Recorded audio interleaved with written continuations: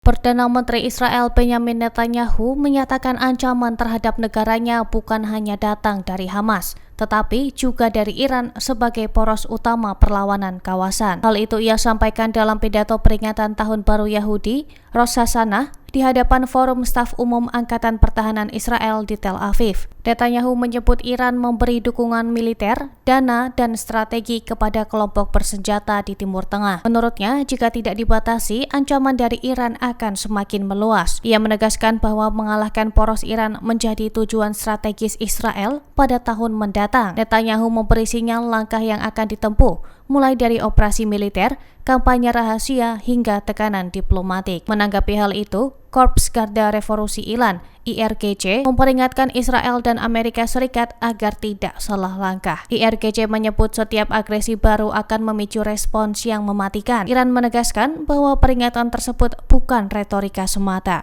melainkan merujuk pada kemampuan militer yang telah diuji dalam konflik sebelumnya. Menteri Luar Negeri Spanyol José Manuel Álvarez menepis pernyataan Perdana Menteri Israel Benjamin Netanyahu yang menegaskan bahwa Palestina tidak akan pernah menjadi negara. Dalam wawancara dengan Associated Press, Álvarez menyatakan Israel pada akhirnya akan hidup berdampingan secara damai dengan Palestina. Ia menilai gelombang dukungan internasional semakin nyata setelah Spanyol, Irlandia, dan Norwegia mengakui Palestina pada 2024. 156 negara lain juga mendukung solusi dua negara. Menurutnya, suatu hari semua pihak akan mengakui Palestina dan saat itu dunia harus bergerak maju. Ia optimis bahwa suatu saat akan ada pemimpin Israel yang mau memperjuangkan perdamaian. Spanyol disebut menjadi salah satu negara yang aktif menekan Israel agar menghentikan perang di Gaza. Álvarez menyebut tindakan Israel sebagai kekejaman dan pembunuhan tanpa akhir. Ia menyampaikan pandangan tersebut dalam sidang Majelis Umum PBB.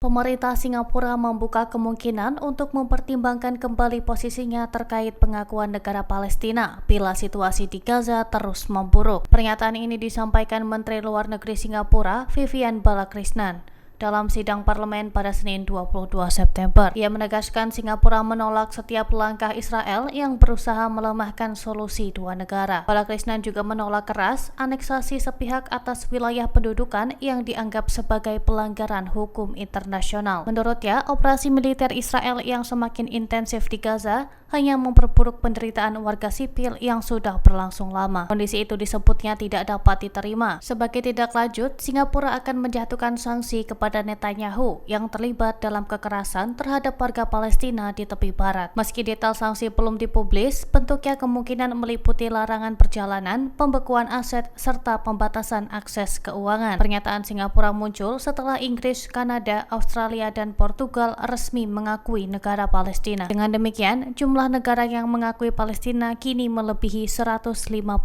negara. Presiden Macron menilai Presiden Donald Trump tidak akan mendapatkan Nobel Perdamaian kecuali berhasil menghentikan perang di Gaza. Dalam wawancaranya, Macron menyebut Trump terlibat aktif dalam isu global. Namun penghargaan Nobel hanya bisa diraih dengan mengakhiri konflik yang telah menelan puluhan ribu korban jiwa itu. Menurut Macron, hanya Amerika Serikat yang bisa menekan Israel agar menghentikan agresi di Gaza. Sebab Amerika adalah pemasok utama senjata dan peralatan militer bagi Israel. Ia menyebut, berbeda dengan Eropa, Amerika memiliki pengaruh langsung karena dukungan logistik dan militer yang diberikan. Beberapa negara termasuk Pakistan dan Kamboja telah menominasikan Trump untuk Nobel Perdamaian. Trump sendiri mengaku pantas mendapat penghargaan itu, seperti 4 presiden Amerika sebelumnya. Hadiah Nobel Perdamaian 2025 dijadwalkan diumumkan pada 10 Oktober mendatang di Oslo, Norwegia. Dalam pidatonya di sidang PBB, Trump menyebut dirinya telah menghentikan 7 perang sepanjang masa jabatannya. Trump mengklaim tindakannya telah menyelamatkan jutaan nyawa di sejumlah konflik. Ia juga menyinggung perang Rusia-Ukraina. Namun, Macron menyebut Trump baru bisa meraih Nobel jika perang Gaza telah berakhir.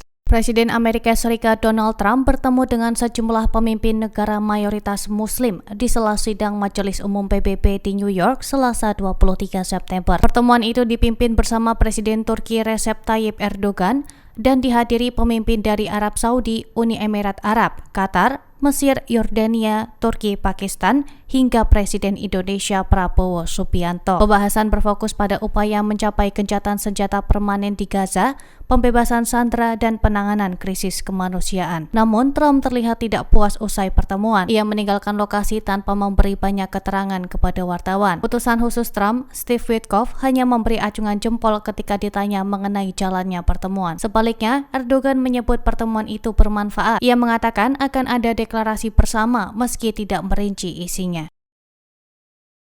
Download Tribun X sekarang, menghadirkan lokal menjadi Indonesia.